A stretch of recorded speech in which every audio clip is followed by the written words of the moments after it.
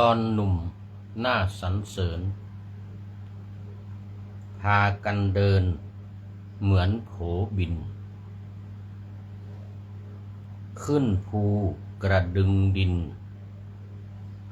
อย่างโรแมนติกเร็วไวตอนแก่ยืนเฉยๆก็หอบเลยเดินไม่ไหวตอนหนุ่มเกี่ยวก้อยไปอย่างมีความสุขแน่นอน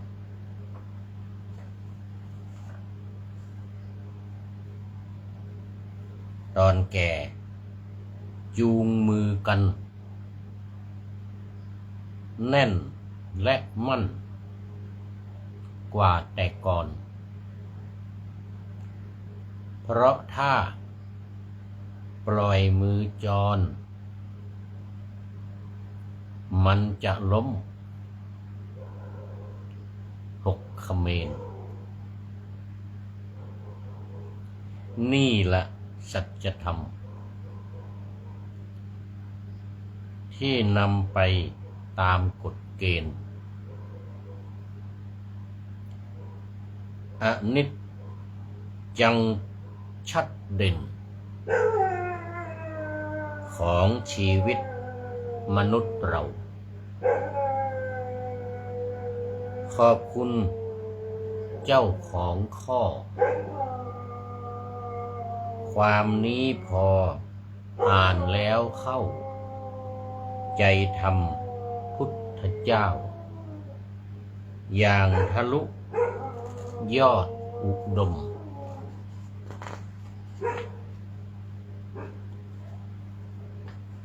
อดยิ้มไม่ได้เลยการเปรียบเปรยที่เฉียบคม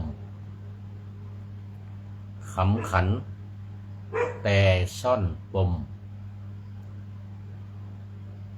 สัจธรรม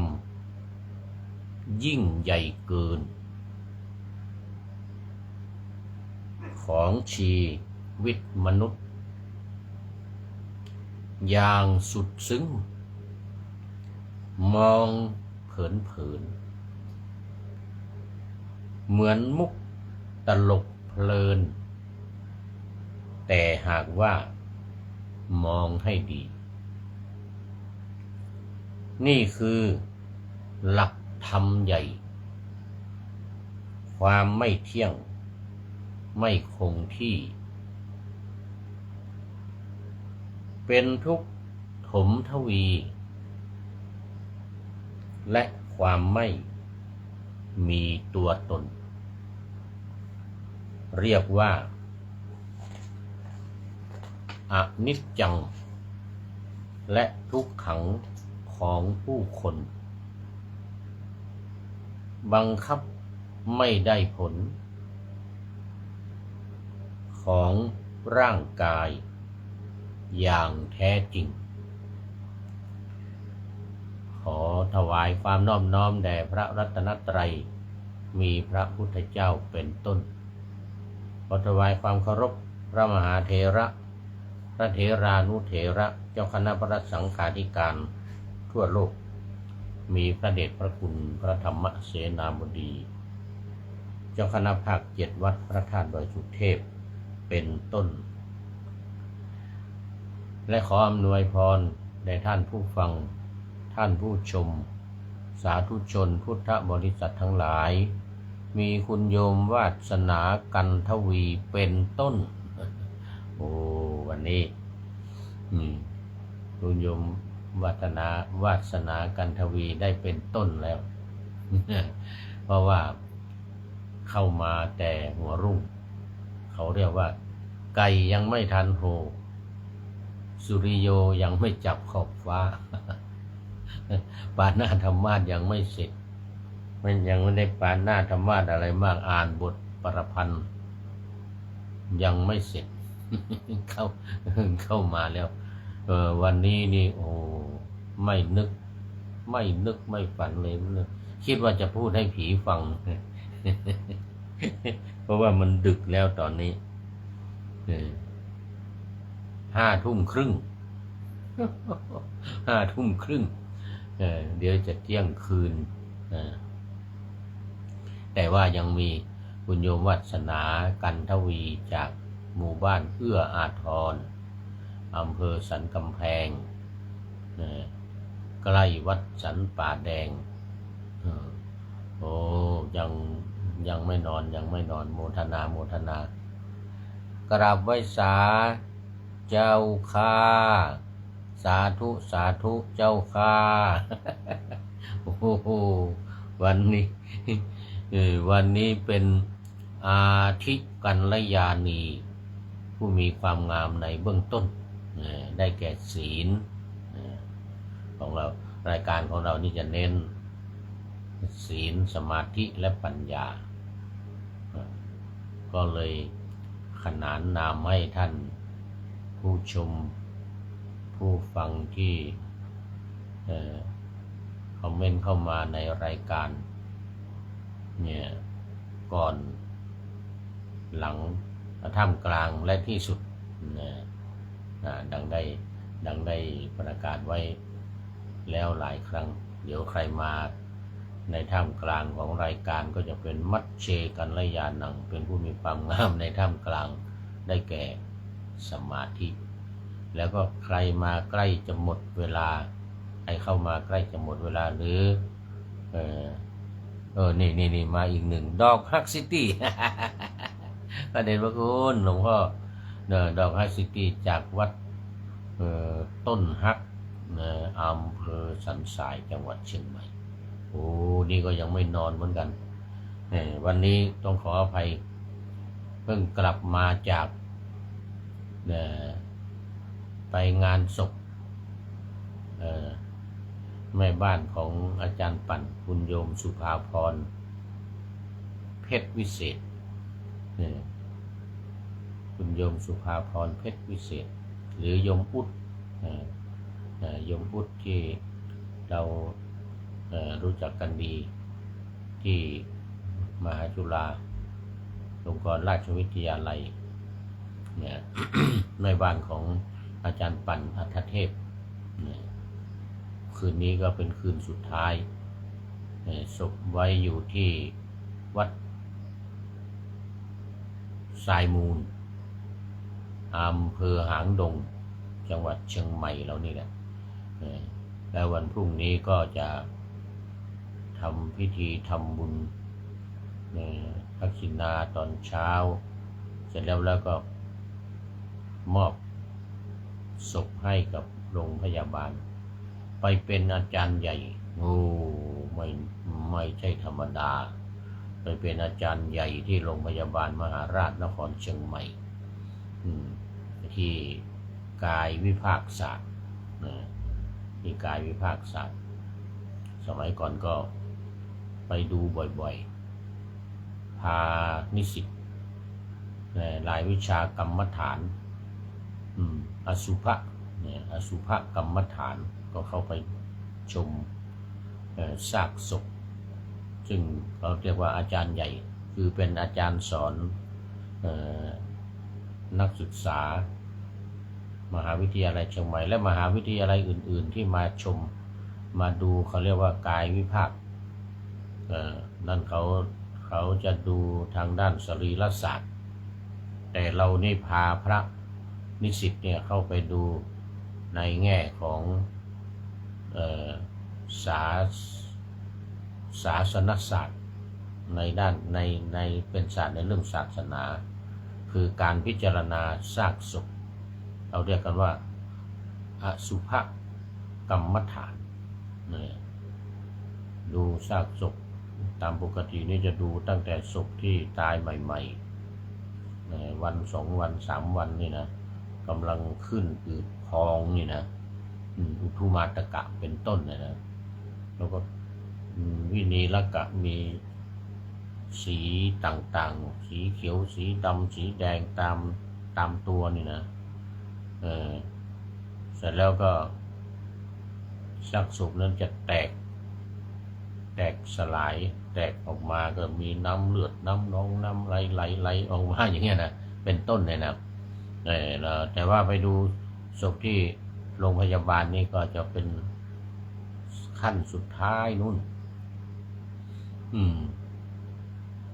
ก็ก่อนจะถึงโลหิตกะอัฐิกะเนี่ยนะอันนี้เป็นซากศพที่เขาเก็บไว้นานๆจะอยู่ในขั้นตอนของ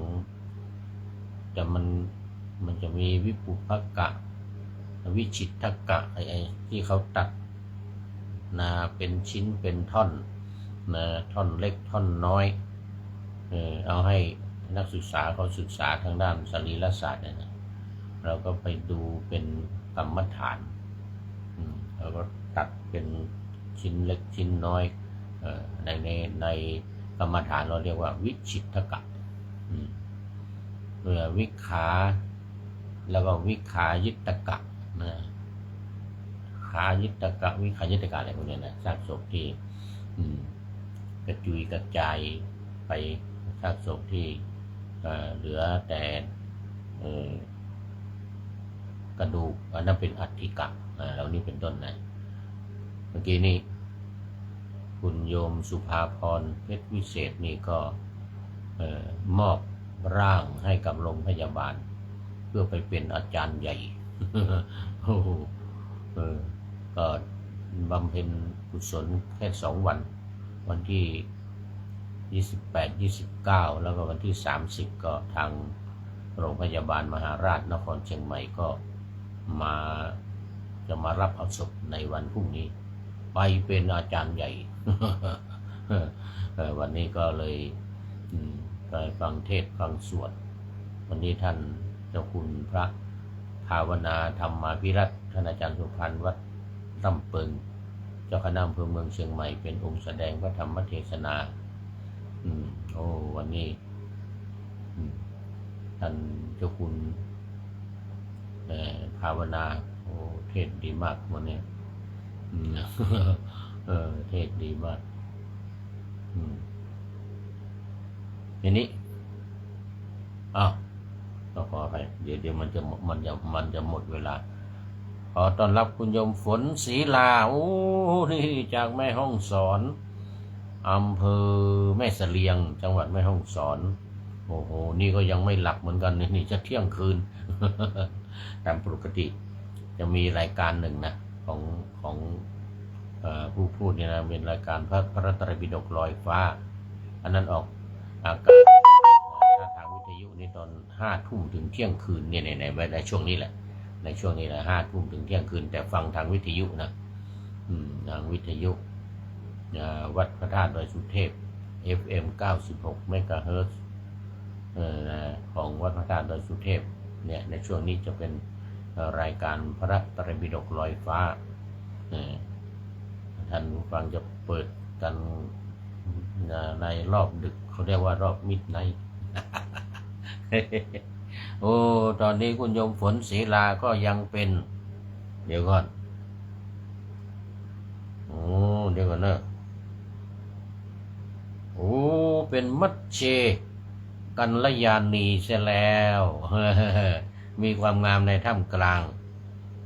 มีความงามในท่ามกลางตอนนี้มาครึ่งเวลาของรายการเลยวันนี้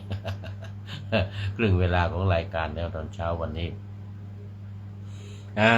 โมทนาเป็นอย่างยิ่งกับคุณโยมฝนศรีลาที่มาเป็นมัชเชกัลยาณีผู้มีความงามในท่ามกลางได้แก่สมาธิศีลสมาธิเดี๋ยวถ้าหลังจากนี้ไปเหลืออีกสัก5 นาทีนี่นะสัก5 นาทีจะหมดเวลาหรือ5-6 นาทีนี่แหละก็จะเป็นปริโยสานกัลยาณังผู้มีความงามในที่สุดได้แก่ปัญญารายการของเราเนี่ยทุกรายการเน้นศีลมีศีลสะอาดบริสุทธิ์แล้วก็สมาธิจิตตั้งมั่นและปัญญาซึ่งจะทำให้สามารถนำปัญญาเนี่ยเขาเป็นอาวุธเขาเรียกปัญญาวุธไปตัดกิเลส เครื่องเศร้าหมองทั้งหลายราคะโทสะโมหะนี่นะเสร็จแล้วก็สังโยชน์อีก10 ประการมีสักกายทิฏฐิความเห็นว่ามีตัวมีตนเป็นต้นโน่นถึงอวิชชาความไม่รู้สุดท้ายข้อที่10เนี่ยนะปัญญาตัวนี้แหละปัญญาตัวนี้แหละจะตัดทำให้บรรลุเป็นอริยบุคคลตั้งแต่ระดับโสดาบันสกทาคามีอนาคามีจนถึงอรหันต์จนถึงอรหันต์นี่เรียกว่าปัญญาเป็นหัวใจสำคัญหลักการสำคัญหรือเป็นอุดมการณ์ก็ว่าได้ของพระพุทธศาสนาเราคือต้องมีศีล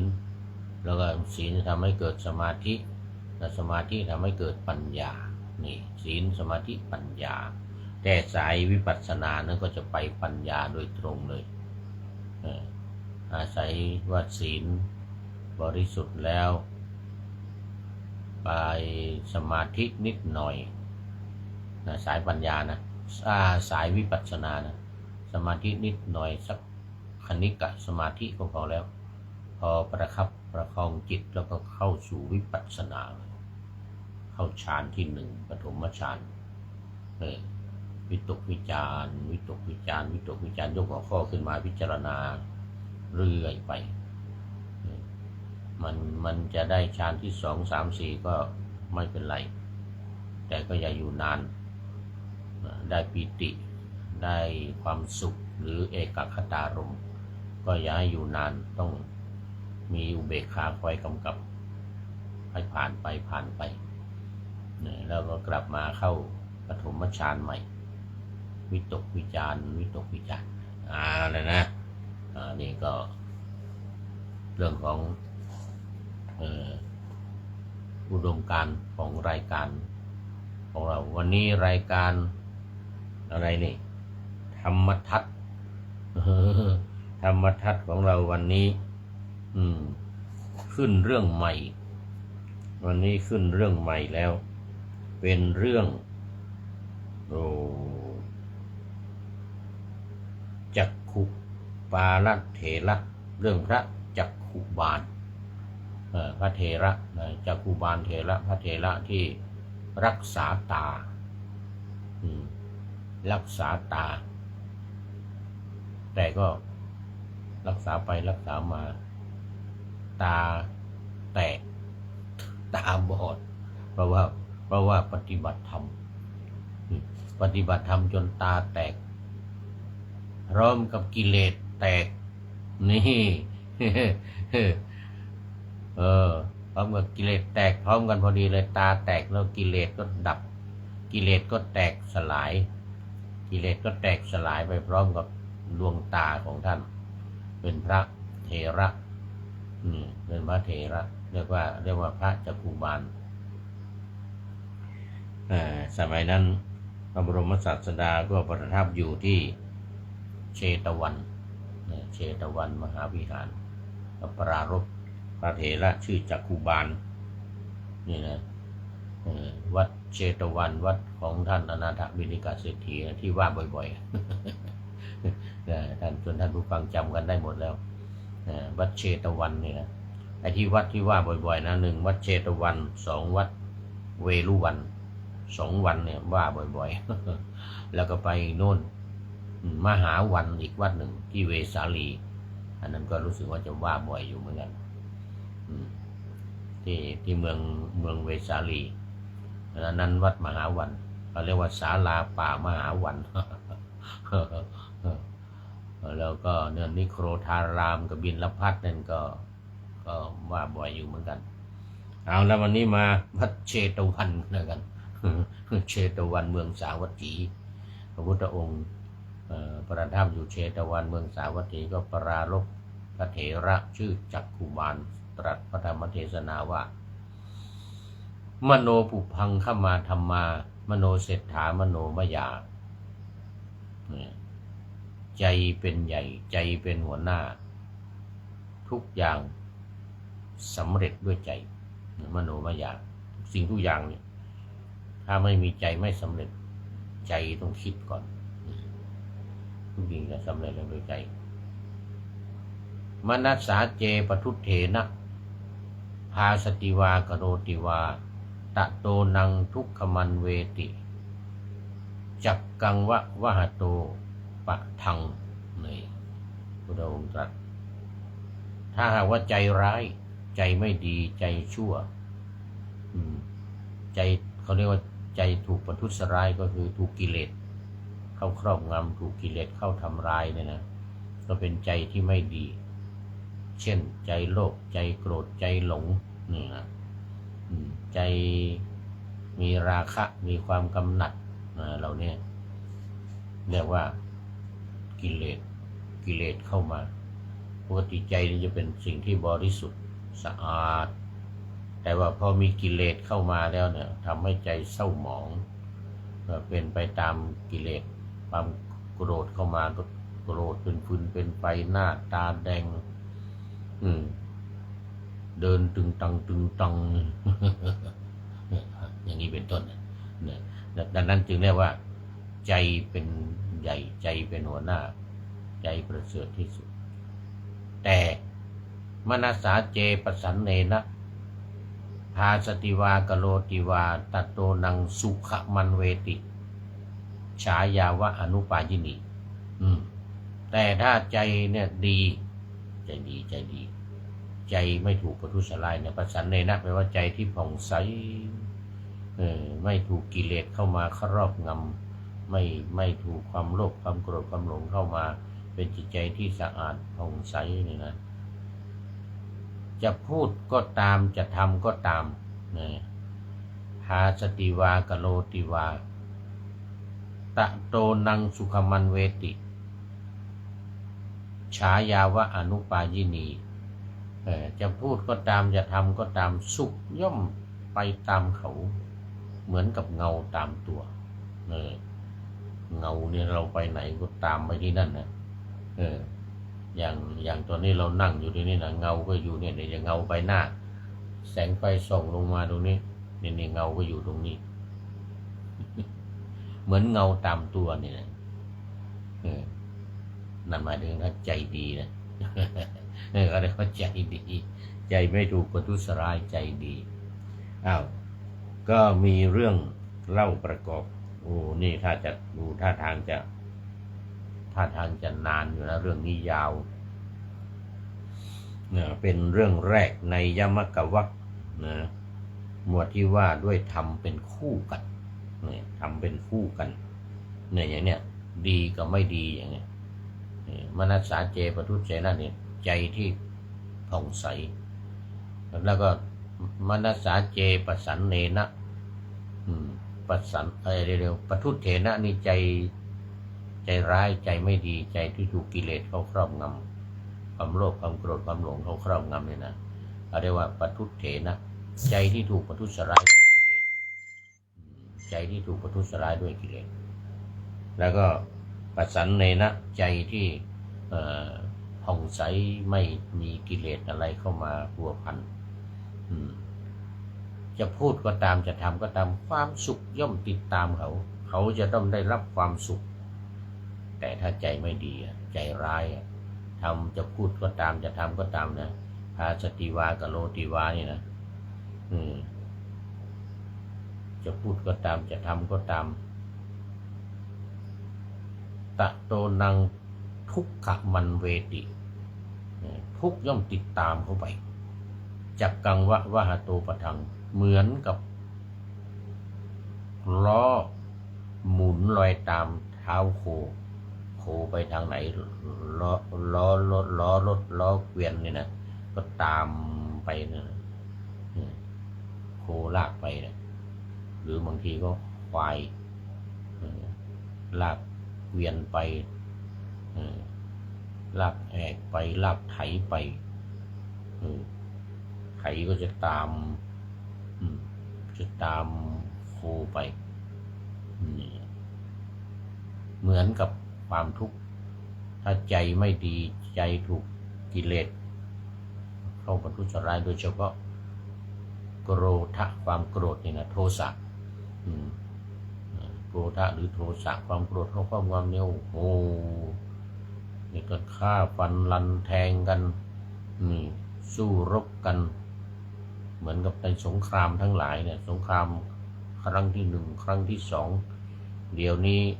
สงครามครั้งที่สามกำลังจะเกิดขึ้นเนี่ยบางคนก็ว่าเกิดแล้วนักวิเคราะห์ทั้งหลายเนี่ย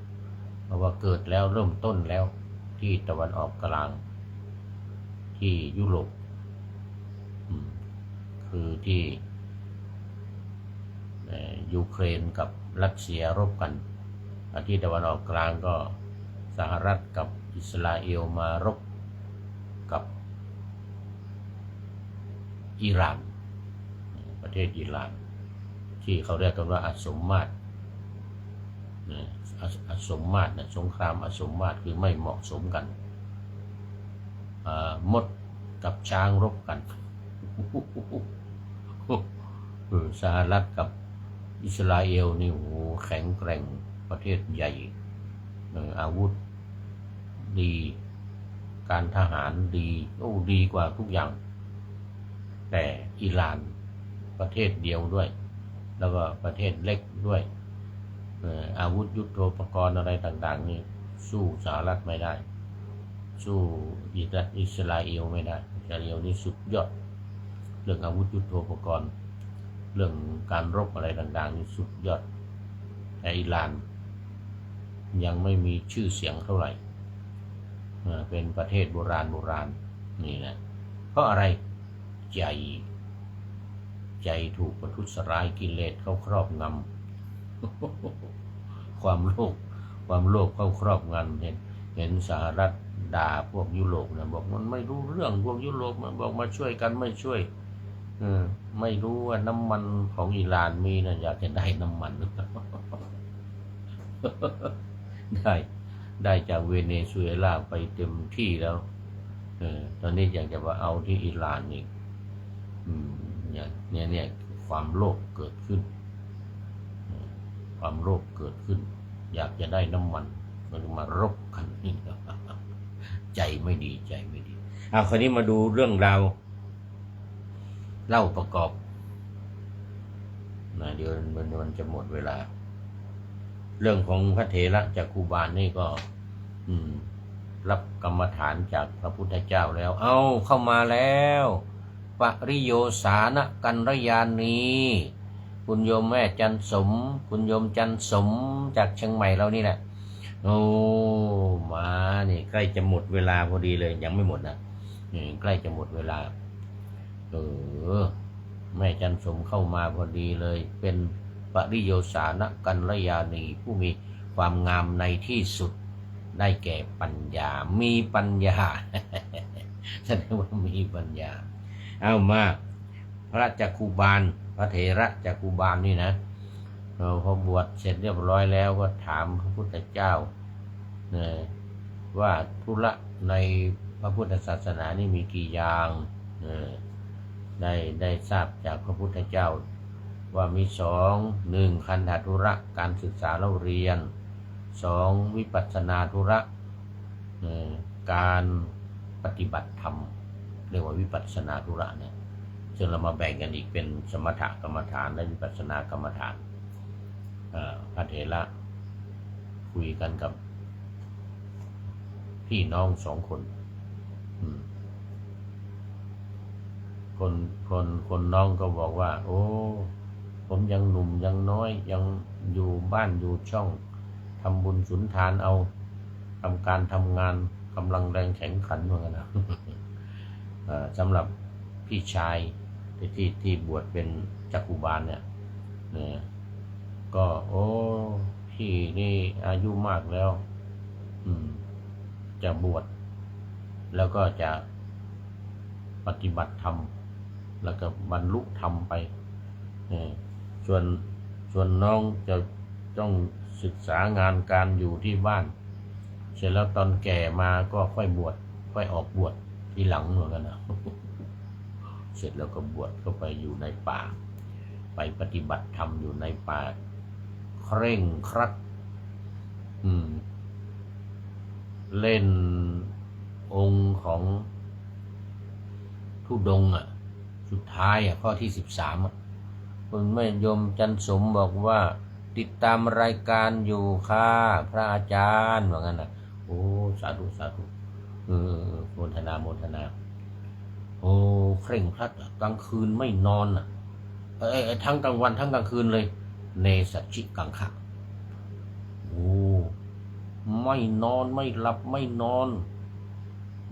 คราวนี้ก็เดือดร้อนหมอยานี่หมอจะต้องมารักษานี่หมอในหมู่บ้านหมอในหมู่บ้านจะมารักษาปรากฏว่ายังไม่ทันรักษาหมดเวลา วันนี้หมดเวลาก่อนเดี๋ยวยังไม่ทันรักษายังไม่ได้ให้ยานะวันนี้หมดเวลาก่อนโมทนากับโยมแม่จันสมเป็นท่านสุดท้าย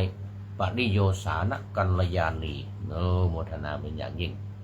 เอาละมาดูข้อคิดท้ายรายการกันหน่อยวันนี้ได้จากท่านนายพลนเรศจิตรักของเรานี่เองได้ให้ข้อคิดไว้ว่าตอนหนุ่มหน้าสรรเสริญพากันเดินเหมือนโผบินเดินริ้วเดินสบายมากตอนหนุ่มสาวอันนี้เขาเรียกว่า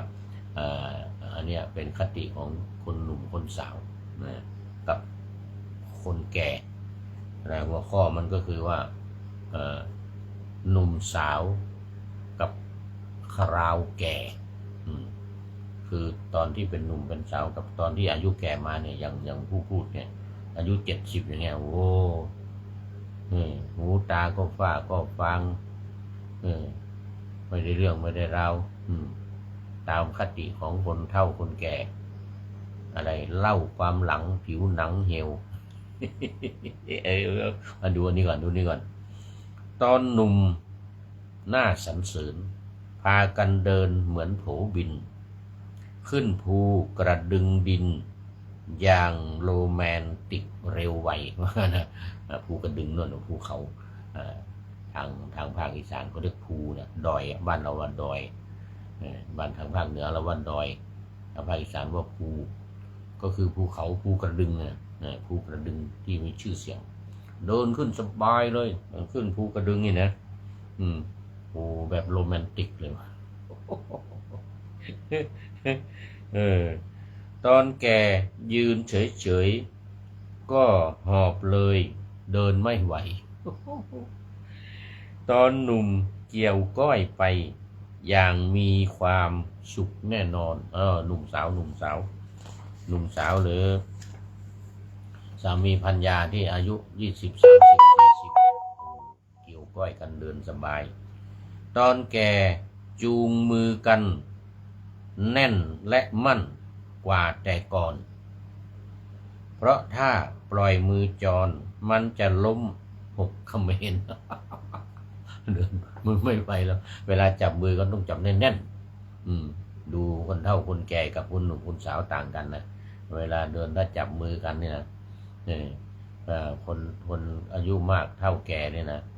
สามีภรรยาคุณพ่อคุณแม่หรือคุณยายเวลาไปไหนจับมือกันตัวสั่นนี่นะจับมือแน่นๆ นี่นะในโบสถ์นี้เข้าใจว่านี่หลักสัจธรรมที่นำไปตามกฎเกณฑ์อนิจจังชัดเด่นของชีวิตมนุษย์เราขอบคุณเจ้าของข้อความนี้พออ่านแล้วเข้าใจธรรมพุทธเจ้าอย่างทะลุยอดอุดมนะก็มีคนเขียนข้อความมานี่ให้ท่านนายพลนเรศจิตรักอีกทีหนึ่งที่จะนำมาเป็นข้อคิดมาเผยแผ่นี่นะอ่านแล้วก็เข้าใจว่างั้นนะเข้าใจในธรรมะขององค์พระพุทธเจ้าอย่างทะลุปลุกโปร่งเลยว่างั้นอมยิ้มอดยิ้มไม่ได้เลยว่างั้นยิ้มกลิ่นอดยิ้มไม่ได้เลยการเปรียบเปรยที่เฉียบคมนี่ขำขันแต่ซ่อนปมสัจธรรมยิ่งใหญ่เกินของชีวิตมนุษย์ อย่างสุดซึ้งมองเผินๆเหมือนมุกตลกเพลินแต่หากว่ามองให้ดีนี่คือหลักธรรมใหญ่ความไม่เที่ยงไม่คงที่เป็นทุกข์ถมทวีและความไม่มีตัวตนคืออนิจจังทุกขังอนัตตาในเรื่องเลยเรียกว่าอนิจจังและทุกขังของผู้คนบังคับไม่ได้ผลของร่างกายอย่างแท้จริงนี่บังคับไม่ได้นี่ก็คือลักษณะของอนัตตาไม่มีตัวไม่มีตนเราบังคับมันไม่ได้ไม่ให้แก่นะก็ไม่ได้ตานี่ให้ใสอยู่ตลอดนะก็ไม่ได้มันจะต้องขุ่นหัวนี่เรื่องมันโอ้โมทนาขอบคุณกับท่านนายพลนเรศจิตลักษณ์ไว้ณที่นี้เป็นอย่างยิ่งขอนำรายการธรรมะทัดไปก่อนแล้วจะย้อนมาใหม่ในวันหลังเพื่อให้ท่านทั้งหลายได้รับฟังพระธรรมเทศนังเหมือนดังเดิมเป็นธรรมะจากพระไตรปิฎก3ธรรมบทอันงดงามบรรยายเสริมอธิบายใจความเหมาะมาต่อเติมยกนิทานดั้งเดิมเสริมบทธรรมขอทุกท่านสุขกายสบายใจปรารถนาสิ่งใดอันเลิศล้ำจงเพิ่มพูนตามบุญงามและตามกรรมที่ได้บำเพ็ญไว้ทุกประการขอเจริญพร